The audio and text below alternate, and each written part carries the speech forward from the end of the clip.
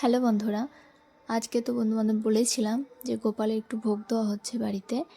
আর পৌষ মাস উপলক্ষে আমাদের আশেপাশে সবাই মানে গোপালকে ভোগ দিয়েছে, শুধুমাত্র আমরাই বাকি ছিলাম।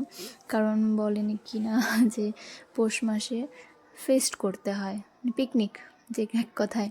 এর জন্য দেখো ছাদে গোপালকে নিয়ে চলে এসেছি। আর নিচে ধর রান্নাবান্না হচ্ছে, আমি ওখানে কিছু হেল্প করে এসেছি। আর যাই, ভাবলাম যে এখন গোপালকে একটু রেডি করে দিই।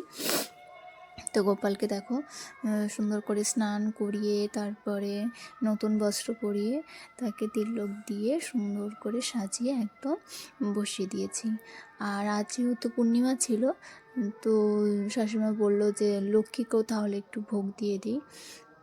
এমনি তো আমাদের নিচে দেওয়া হয়, তখন সবাইকেই দেওয়া হয়, মানে লক্ষ্মী, মা কালী, সরস্বতী সবাইকে দেওয়া হয়, নিচে সবাইকে দেওয়া হচ্ছে। আর লক্ষ্মীকে ওপরে নিয়ে আসা হয়েছে।